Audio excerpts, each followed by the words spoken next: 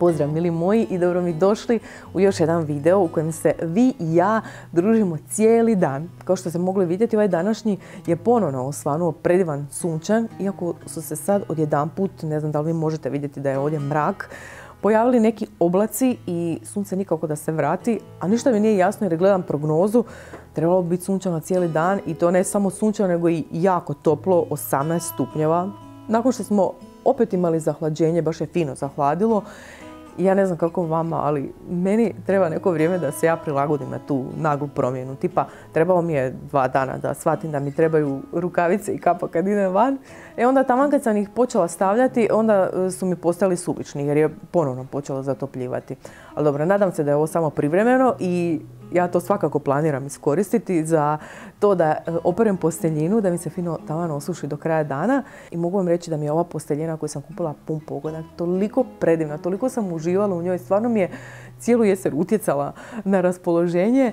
I ništa, to je to još jedno tjedan, dva i na njeno mjesto dolazi božićna posteljina i božićno uređenje na koje, mogu vam reći, sam stvarno jako nabrijana. Sad ne znam je li to zbog ovog prošlog videa kad sam vas vodila sa sobom u obilazak ovog božićnog asortimana ili je možda zbog toga što ove godine planiram jelku staviti na jedno drugo mjesto, pa sam uzbuđena da vidim da li će to funkcionirati. Također odlučila sam da zadržavam svoju staru jelku.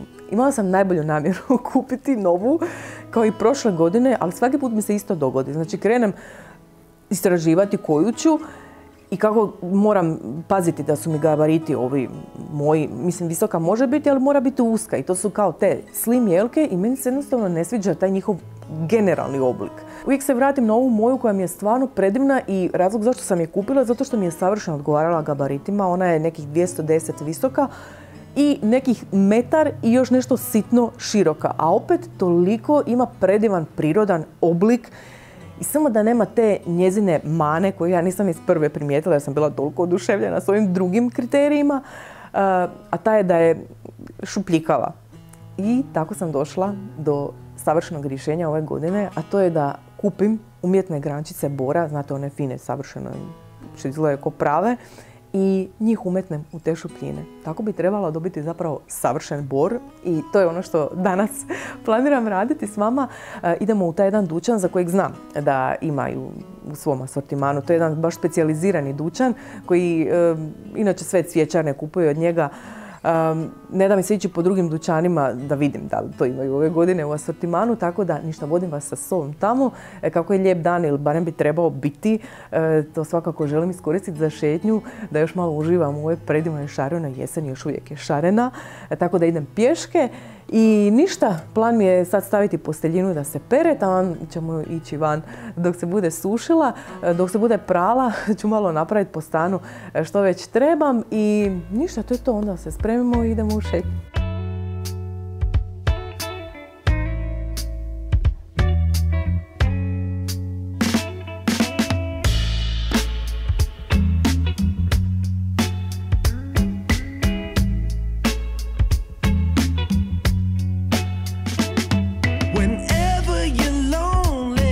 Just pick up the phone and call me. I'll be there. Girl, let me show you.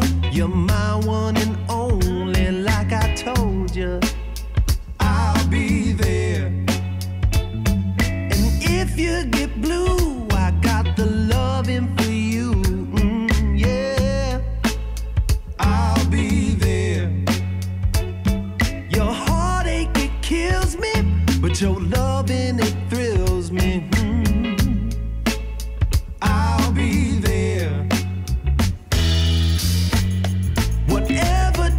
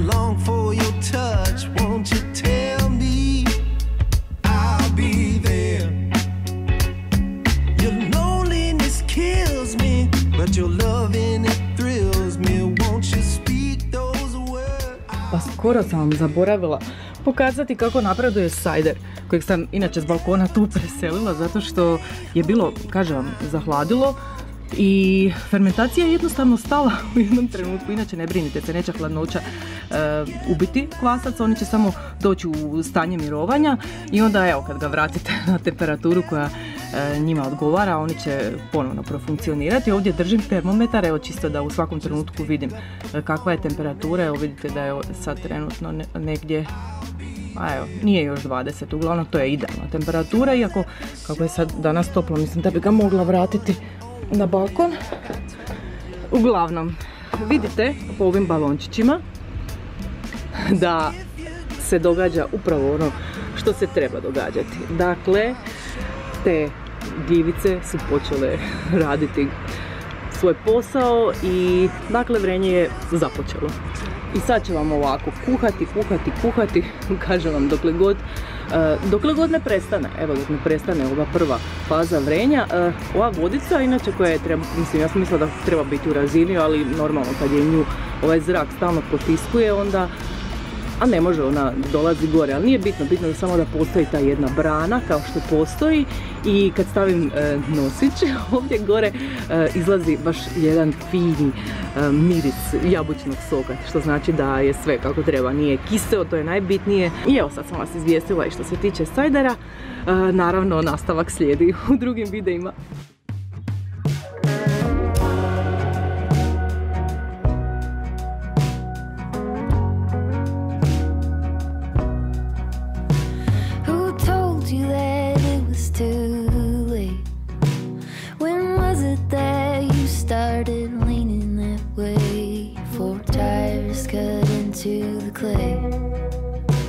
It dries up and now there's just one road to take.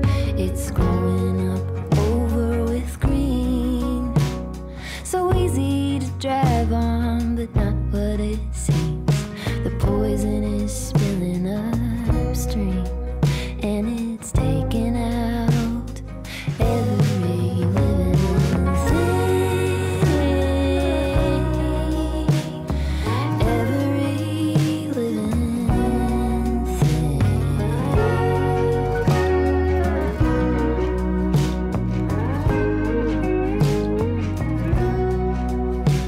Who told you that you were no good? There's no use in trying, and even if you could, it wouldn't come out like it should. This stubborn kudzu just covers these words. Could you listen to somebody else? Will you only drink from the thoughts of yourself? Are you under the canopy spell? You dig in your heels and spread the disease. You're spreading the disease.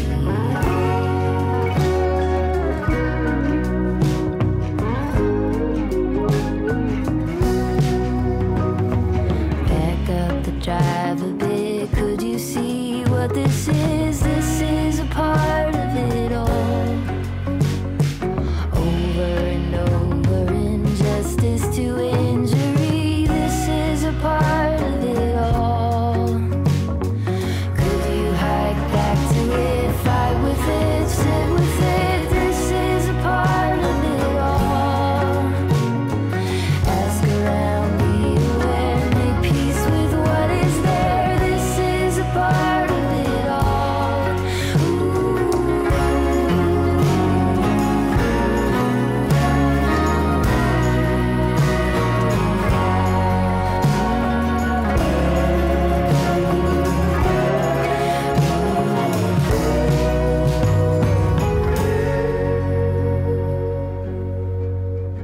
Who told you that it was too late?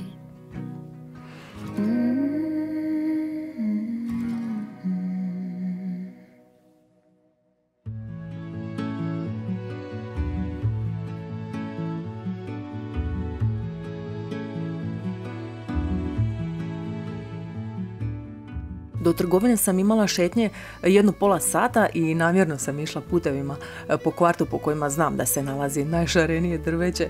Vjerujte mi, ja ih sve redom znam, jer dio tog puta smatram svojim kvartom, obzirom da se tuda Vučko i ja gotovo svakodnevno šetamo. Bilo mi je jako žao što nam dan nije ispao onako sunčan kakav je trebao biti, jer sam baš s vama tako silno htjela podijeliti tu jesensku ljepotu u kojoj ja toliko uživam, a koja je naravno po suncu još izraženija, ali evo, pokušat ću vam je svejedno dočarati, pa uživajte koliko možete.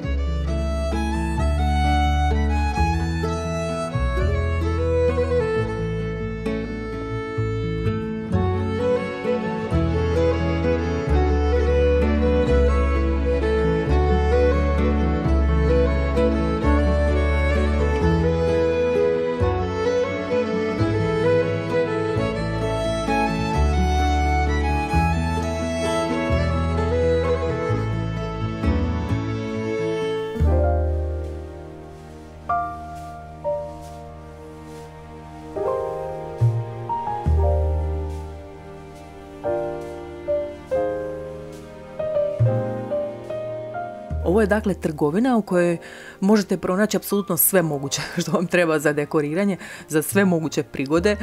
Evo, ja ću vam baš pokazati dio asortimana, čisto da imate za informaciju, da znate gdje možete pronaći nešto što ste evo baš tražili ako ugledate. I iako ovaj prodajni dio više izgleda kao skladište, oni imaju i izložbeni dio u kojem na tako predivan način izlože sav svoj asortiman, osobito sad u božićno vrijeme, ali doći ćemo do toga jer to je poslastica koju čuvam za kraj.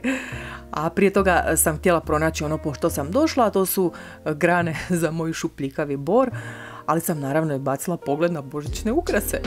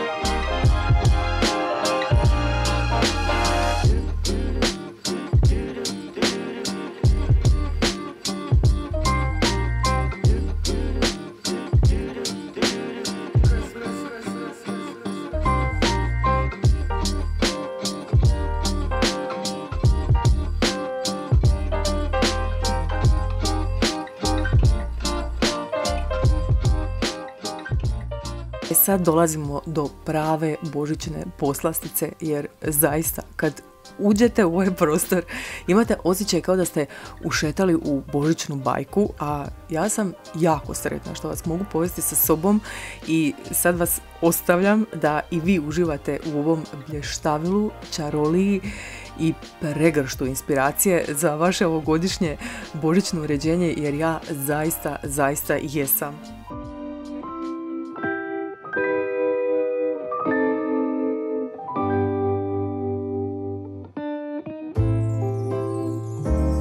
What a feeling, now it's time for Christmas. And Christmas is my favorite time of year. It's beginning to look like all my wishes are coming true, that's why I cheer.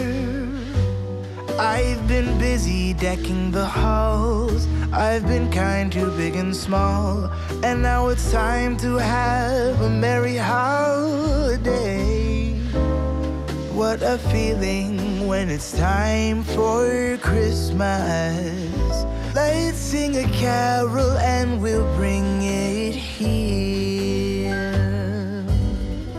I guess that spring and summer, they're all fine. But I've been waiting for the season that's mine. So let it come, yeah, let it come.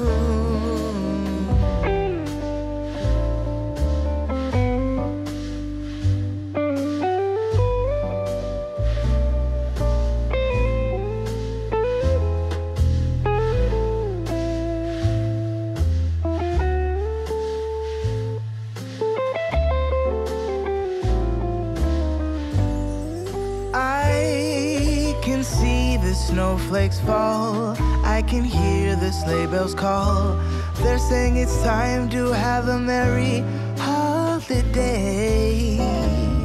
What a feeling, now it's time for Christmas. And Christmas is my favorite time of year. It's beginning to look like all my wishes are coming true, that's why I cheer. I've been busy decking the halls, I've been kind to big and small, and now it's time to have a merry holiday. What a feeling when it's time for Christmas. Let's sing a carol and we'll bring it here. Let's sing a carol and we'll bring it here. Let's sing a carol and we'll bring it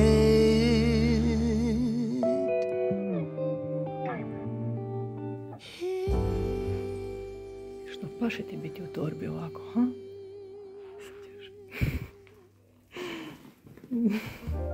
Ako ste gledali moj prethodni video u kojem sam spomenula kako je meni teško pronaći neki ukras koji će mi se toliko svidjeti da bi ga poželjela kupiti, pa pronašla sam ga.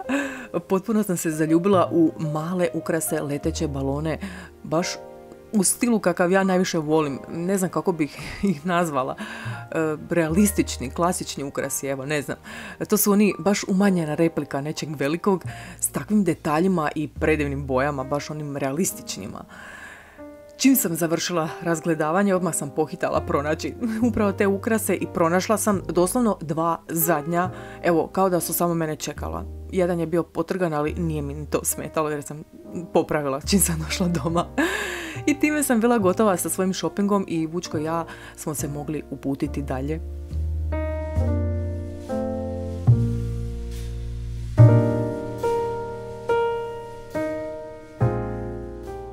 Uglavnom, evo sad je kiša počela, mislim, neko je fulao prognozu brutalno.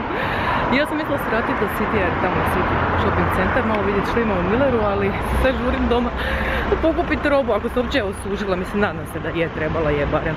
Neka i bude mrvicu vlažna, mogu je tako staviti. Mislila sam tamo nešto pojesti, ali mislim da ću morati ići doma kukati. Eto, to nam je u planu za dalje.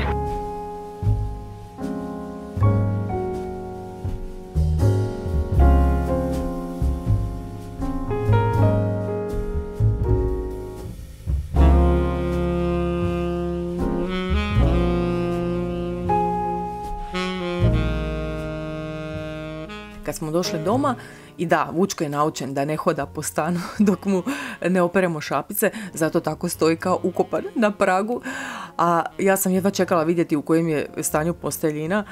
Bila je ipak malčice prevlažna da je odmah stavim na krevet, pa sam je samo prebacila unutra. To mi je inače najnoviji izum, jer mi ova fora sa sušenjem robe na šipkama na balkonu toliko olakšala život da mi je bila takva muka od pomisli da ću sad s dolaskom ovih zimskih mjeseci morati ponovno početi skidati sušila sa zida. To mi se tako ne da, ne mogu vam opisati. I tako sam se, razmišljajući kako da tome doskočim, jednostavno sjetila da mogu po istom principu prebaciti te šipke u sobu, na ormare. Istina, ja na taj način i onako sušim robu zimi samo na šipki od tuša u kupaoni, ali ovo mi ipak otvara neke nove mogućnosti, pa evo prvo s posteljinom. Posteljinu nisam nikad na taj način sušila, jer nije stala u kupaonu, pa sam za nju uvijek morala vaditi sušilo, tako da evo, super, i evo, ako mi vama pomaže, drago mi je. A posteljina će se unutra osušiti taman do kraja dana, odnosno dok ne budemo išli na spavanje, pa evo, to smatram riješenim. Bila sam poprilično gladna jer sam do tada samo jela one svoje sjemenke o kojima sam vam pričala.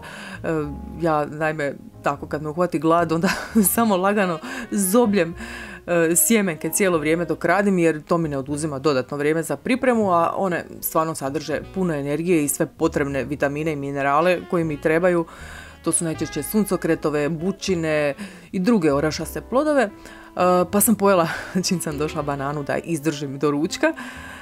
Napravila sam si ugodnu atmosferu da mi bude lakše kuhati, ali naravno da sam morala prvo pogledati svoje novo blago, jedva sam čekala, koje mi je samo stvarno još više raspirilo nestrpljenje oko poličnog uređenja, jer sad samo razmišljam gdje ću ih izložiti, da li na jelkici ili negdje gdje će još više doći do izražaja, odnosno gdje ću ih još više moći gledati kroz dan i uživati u njihovoj, preslatkoći. Imali smo otvorenu bocu vina, pa sam se natočila naravno jednu da mi pravi društvo dok kuham. A neko je baš nedavno komentirao da što je s mojim vinom dok kuham. Evo, vratilo se. Očigledno mi je to navika za ova ušuškana zimska kuhanja. Ljeti imam neke druge navike. A imala sam već i pripremljeno što ću kuhati, jer to sam naime jučer htjela skuhati, pa nisam stigla. Kako je zahladilo, sjetila sam se naime onih svojih ljenih lazanja, tako sam ih bila nazvala, jer stvarno, te su lazanje u punom smislu lazanje, a budući da se pripreme puno brže i jednostavnije nego one obične, meni su one idealne za ovako preko tjedna, kad niko nema previše vremena, a takve zapečene u onoj mojoj tavici od željeza su mi također savršene za one ušuškane hladne večeri. Trebala sam se naravno prisjetiti kako sam ih uopće radila, pa sam prvo pogledala svoj video, živjeli videi, oni su doslovno kao moj mali dnevnik svega što želim zapamtiti. Vjerujte mi, kako vaš, tako i moj. Kobasicu sam već otvorila jer sam jučer taman krenula to spremati, ali je došlo do promjene plana. Imala sam mozzarelu za ribanje u frižideru, lazanje i umak od rajčice, njih uvijek imam doma, isto tako i luka. Kasnije ću dodati još malo i vrhnja, kojeg također uvijek imam, i da, šampinjone koje sam isto imala, iako oni nisu nužni. I to je to od sastojaka. Ovdje je zapravo najbitnija ta kobasica, koja mora biti posebna u smislu da nije prethodno termički obrađena kao većina onih kupovnih kobasica, jer svrha je da je se može rastvoriti ono crijevo i usitniti punjenje, koje se onda ponaša kao da je u pitanju mljeveno meso, samo već začinjeno i koje se treba puno kraće kuhati od normalnog. Eto, rekla bih da je u tome tajna ovih lazanja, a sprema se tako da se prvo zažuti luk, doda mu se meso iz kobasice i dinsta dok se u potpunosti ne usitni, a masnoća rastopi. Zatim mu dodamo prvo šampinjone ukoliko ih koristimo, malo ih popirjamo, začinimo, stavim malo timijana kojeg ja nisam mogla pronaći. Danas nemam pojma gdje mi je nestao, pa sam stavila origano, ali oni su toliko slični, to je sve ista obitelj začina, tako da je svejedno. Malo soli i papra i to je to od začina. Potom dodamo pasiranu rajčicu i kuhamo još svega nekoliko minuta da se sve poveže i to je to što se kuhanja tiče. Ove lazanje su lijene. Također i po tome što se i peku u istoj posudi u kojoj se kuhaju, odnosno pripremaju, pa ćemo ih složiti dalje direktno u njoj, kasnije i peći. A naravno i to slaganje je lijeno, pa ćemo tijesto za lazanje razlomiti i nasumično samo poslagati po posudi. Eto, ne može ljenije od toga. Dodat ćemo isto tako nasumično malo kiselog vrhnja, koje nam ovdje na neki način, rekla bi, glumi bešamel, u tom smislu što ipak malo neutralizira taj crveni dio umaka od rajčice i mesa.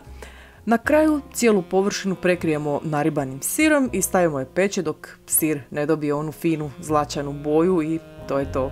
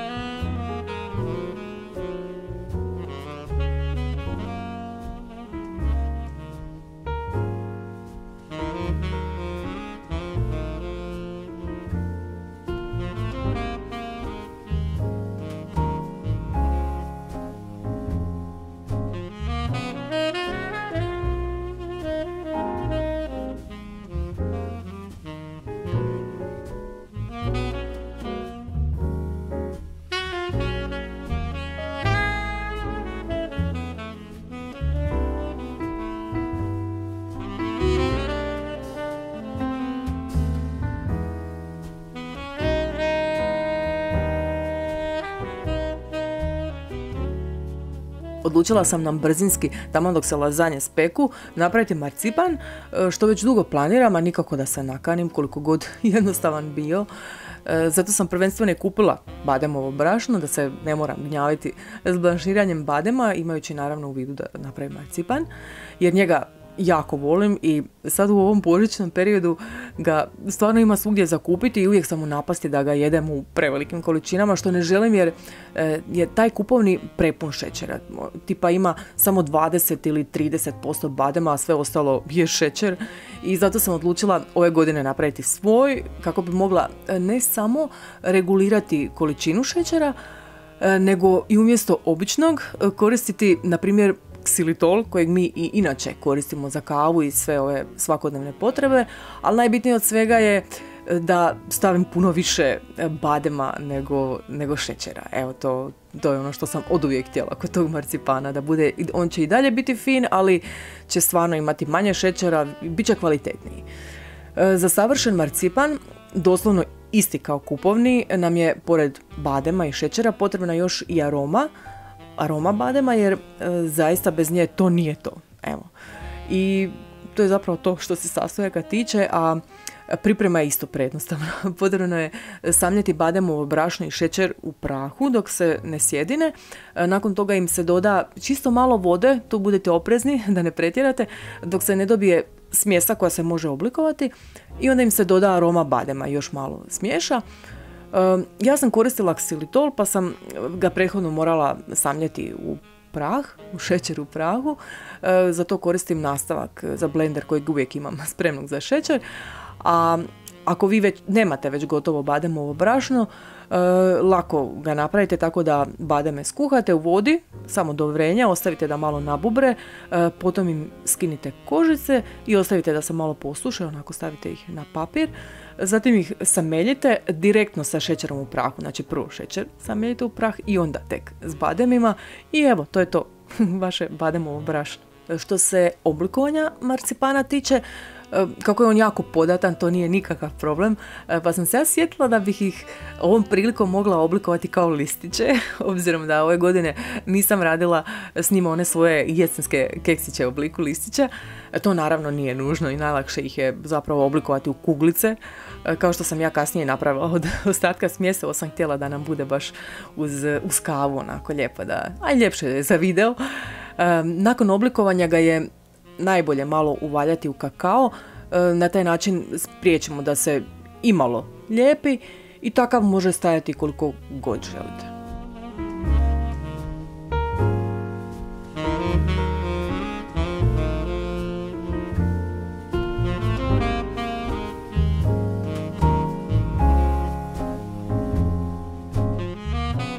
Taman dok sam završila marcipan, lazanje su se prohladile i bile su spremne za jelo.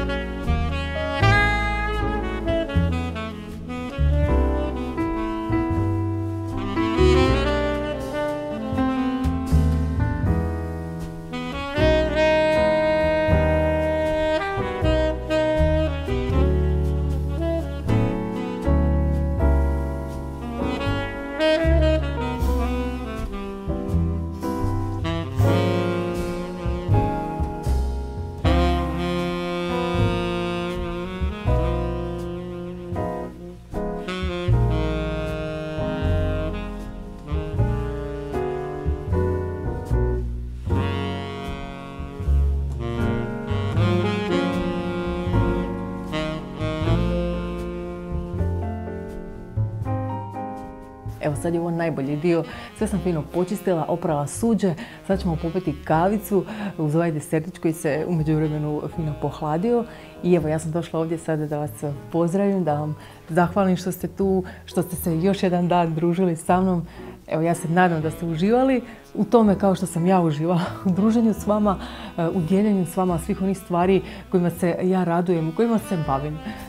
Hvala vam što ste tu, hvala vam što ste toliko divni, hvala vam na vašem javljanju, na svakoj vašoj predivnoj riječi. Evo, ja sam zaista toliko zahvalna na vama.